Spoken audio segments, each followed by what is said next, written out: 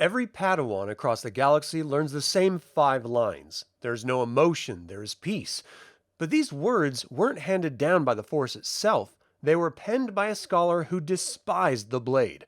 Odan-Urr was the Draethos exile who preferred ancient history to physical combat. Yet over his 1,000-year lifespan, he survived the bloodiest wars of antiquity, founded the Great Library of Ossus, and single-handedly rewrote the Jedi Code. Today we open the Holocron on the ultimate master of battle meditation and the keeper of the galaxy's darkest secrets.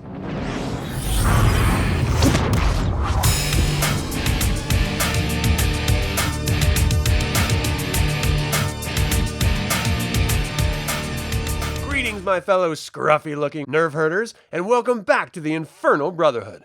When we look back at the Great Hyperspace War, we often focus on the explosive sorcery of Naga Sadow or the tragic sacrifice of Master Uru. But the true legacy of that era belongs to Uru's prized student, Odan-Urr. He was a biological predator who chose the path of absolute peace. He didn't want to make history, he just wanted to read it. But when the dark side threatened to consume the Galactic Republic, this quiet academic stepped out of the archives to become one of the most influential Jedi to ever live. Odan-Urr belonged to the Draethos species, a race of apex predators known for their martial pride and isolationist tendencies. On a world that valued the thrill of the hunt, Odan-Urr was an anomaly. He was highly intelligent, intensely scholarly, and fundamentally peaceful. Cast out by planetary leaders who had no use for an academic, his Force sensitivity eventually led him to the remote, mountainous world of Ossus. There he became the apprentice of the legendary Collegian Master Uru. The pairing was perfect. While other Padawans trained to become warriors, Uru allowed his young student to spend centuries buried in ancient scrolls. Odan-Urr took a deep interest in the forgotten history of the Sith and a rare subtle branch of the Force, battle meditation. He was content to live a life of quiet contemplation, but fate had other plans. 5,000 years before the Battle of Yavin, Uru pushed his reluctant student into the real world, assigning him to help Empress Teta unite the warring planets of the Koros system. Odan-Urr arrived in the capital of Sinagar terrified of violence, yet his academic mind held the key to bloodless victory. Alongside the Jedi advisor Mehmet Nadil, Odan-Urr utilized his battle meditation during the Unification Wars. By projecting his thoughts across the battlefield, he single-handedly drained the morale of the rebel factions while fueling the Taytan army with absolute certainty. He proved that a scholar could conquer a battlefield faster than a battalion of soldiers, though the sudden reality of death and crossfire left the sensitive young Draethos deeply traumatized. While studying in the Taytan archives, Odan-Urr was struck by a terrifying, hyper-vivid Force vision.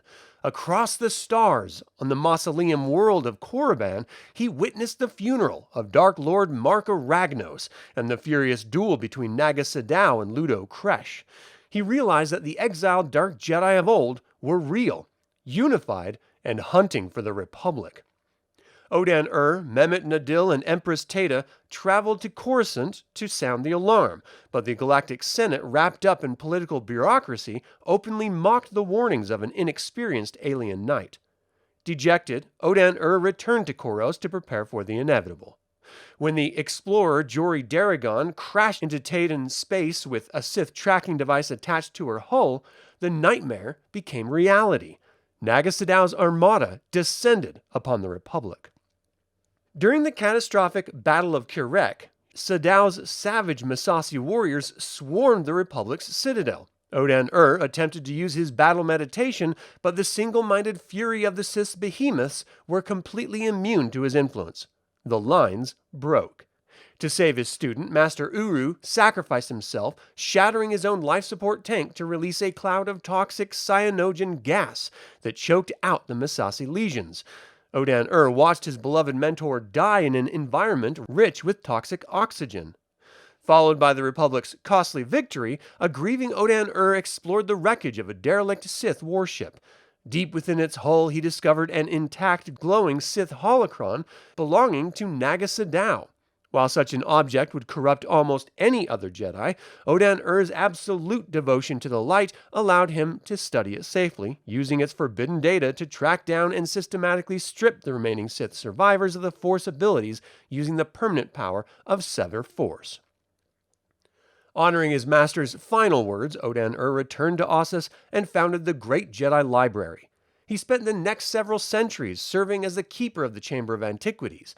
He constructed the dark side vaults like an intricate maze, ensuring that dangerous knowledge, including his captured Sith Holocron, could only be accessed under strict Jedi Council supervision.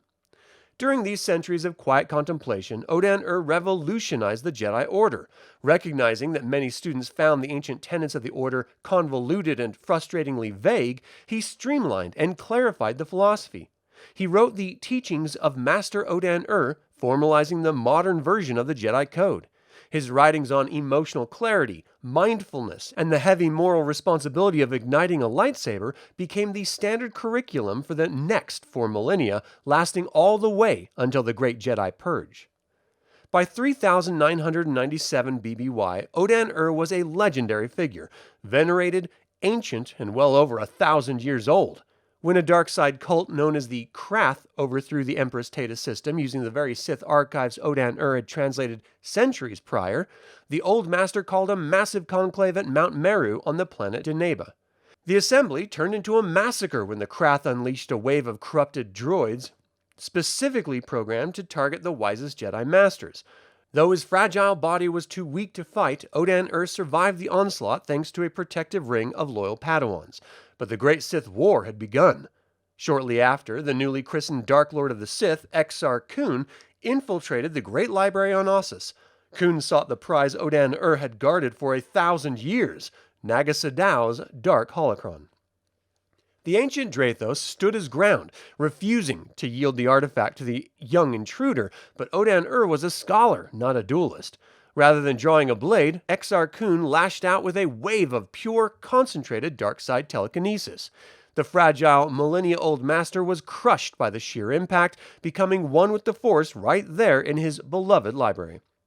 To cover his tracks, Kun stole the holocron and lied to the arriving Jedi, claiming that Odan-Urr had peacefully passed away after granting him the rank of Jedi Master. Odan-Urr began his journey as an exile who feared the chaos of the galaxy, yet he died protecting its history. He proved that pen can be infinitely more powerful than the lightsaber. Without his meticulous preservation of knowledge and his refinement of the code, the Jedi Order would have fractured long before the rise of the Empire. Though Exar took his life, he could never erase the words that guided generations of peacekeepers across the stars. What do you think of Odan-Urr's legacy? Do you think the Jedi Code he wrote was too strict, or was it exactly what the galaxy needed? Let me know in the comments. Thank you to my creator patrons Aaron Hardy and D. Robert Handy, developer patrons Chris Androu and Sam Ruiz, and all of the YouTube members. Until we convene again, my fellow scruffy-looking Nerf Herders, may the Force be with you.